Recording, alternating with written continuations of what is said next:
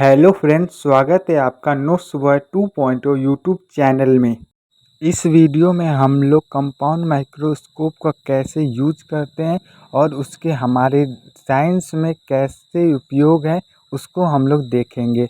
सबसे पहले तो मैं आपको बता दूं कि यह पार्ट कंपाउंड माइक्रोस्कोप का पार्ट 2 वीडियो है। इससे पहले मैंने पार्ट 1 वीडियो बना दिया है। उससे हम लोग ये आपका एक फाइल है जिसमें हम लोग to study about compound microscope का एक फाइल तैयार कर रहे हैं, जिसमें हमने पहले पार्ट में कंपाउंड माइक्रोस्कोप का किसे कहते हैं, मतलब कैसे होता है और उसके पार्ट क्या क्या हैं, मतलब उसके क्या क्या पार्ट हैं उसके बारे में, और उसके पार्ट के क्या फंक्शन है, मतलब उनके पार्ट का क्या कार्य है, उसका पार्ट 1 में डिस्कस कर लिया है। आज हम लोग इस वीडियो में कंपाउंड माइक्रोस्कोप का यूज़ कैसे करते हैं और उसका हमारे साइंस में, मतलब हमारे साइंस में क्या उपयोग है उसको हम लोग देखेंगे। ये आपको स्क्रीन पर दिखाई दे, ये आपके पार्ट 1 का है, जिसमें हम लोग कंपाउंड माइक्रोस्कोप के बारे में और कंपाउंड माइक्रोस्कोप का इमेज भी तैयार करके दिखाया है। इसको इमेज के लिए मैंने इसको पोस्ट में भी कंपाउंड माइक्रोस्कोप के डाल दिया है, जिसको आप कंपाउंड माइक्रोस्कोप के पोस्ट में जाकर फुल चित्र को देख सकते हैं। उसके बाद हम लोग आज कंपाउंड माइक्रोस्कोप के फंक्शन, मतलब कैसे उसको यूज करते हैं उसको देखेंगे। चलिए वीडियो को स्टार्ट करते हैं। सबसे पहले तो मैं बता दूं कि ये आपके कंपाउंड माइक्रोस्कोप का नेक्स्ट टॉपिक है, जिसमें हम लोग operating producer of compound microscope, मतलब operating producer of compound microscope में देखेंगे, जिसमें हम लोग हेडिंग लिखेंगे the following point are the steps for operating microscope. जिसमें हम लोग 1 नंबर 2 पॉइंट या 3 नंबर में लिखिए या पॉइंट करके आप लोग लिख सकते हैं। The lowest power objective lens, for example 4x, should be snapped into place by rotating the revolving nose piece। इसका मीन्स जो आपका लोवेस्ट पार्ट, मतलब एग्जाम्पल 4x का ऑब्जेक्टिव लेंस को मतलब घुमा फिरा के नोज पिक के समान, मतलब आगे पीछे करके देख लेना होता है। उसके बाद दूसरा पॉइंट है place the microscope slide on the stage and secure it using the Strange clip. मतलब आपको माइक्रोस्कोप को, जो नमूने को आपको आकृति देखनी है, उसको स्टेज पे लीजिए और इसको स्टेज क्लिप से मतलब यूज करके सिक्योर कर दीजिए कि वह थोड़ा सा भी हिले ना। उसके बाद तीसरा पॉइंट है turn the focus knob to raise the stage as you look at the objective lens and stage from the side without letting the objective hit the cover slip.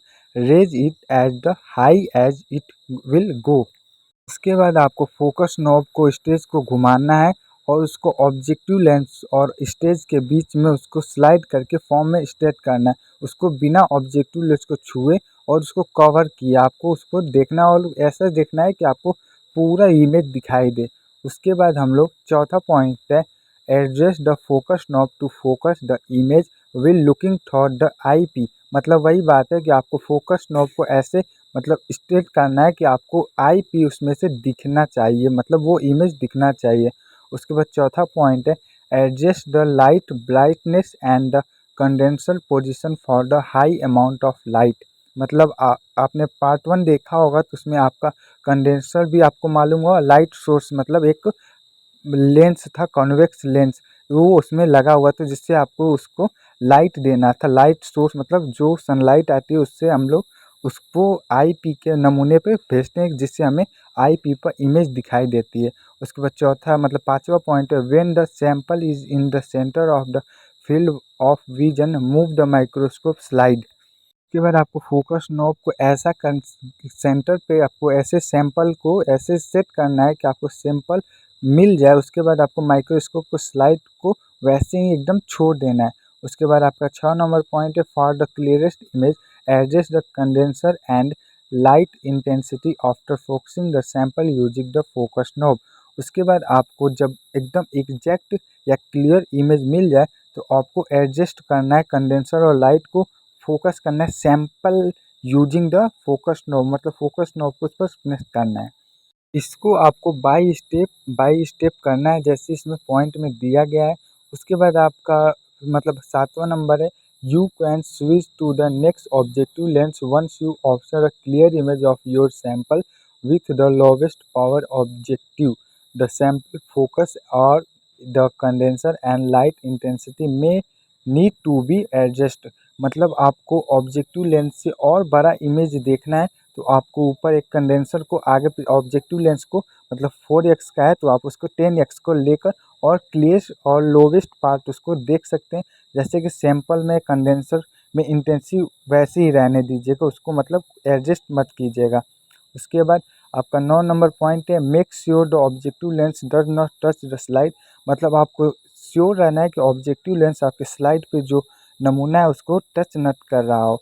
उसके बाद आपका लास्ट पॉइंट है मतलब 10 number है after you are done lower the stage click the low power lens into place and then take out the slide. मतलब आपका जब कार्य संपूर्ण हो जाए, मतलब आप जब उस नमूने का चित्र बड़ा करके देख ले तो आपको उसको क्लिक करके मतलब उसको लो पावर वाले लेंस को फिर से आप हाई पावर वाले ऑब्जेक्टिव लेंस को कम करके आप उसको इनटू में लो पावर वाले नो में बदल दीजिएगा। उसके बाद आपको उसको स्लाइड पे जो नमूना है उसको भी आपको निकाल लेना है, क्योंकि उस स्लाइड पे वो स्लाइड ख़राब हो सकती है, इसलिए आपको स्लाइड को बाहर निकाल लेना है और उसको साफ़ करके फिर से उसको एडजस्ट स्टेज पे लगा देना है।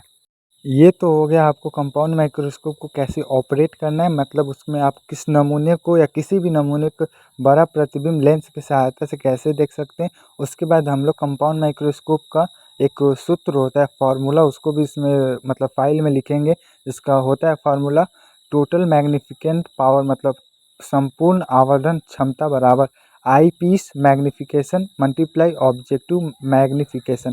मतलब आपका आई पिन का जो आवर्धन क्षमता है मतलब 5x 4x 10x 45x ये, और ऑब्जेक्टिव लेंस का 10x 5 मतलब 10x 5x और 15x उसका मल्टीप्लाई करने पे आपको टोटल मैग्नीफिकेंट पावर आपको मालूम चल जाती है, एक सूत्र होता है।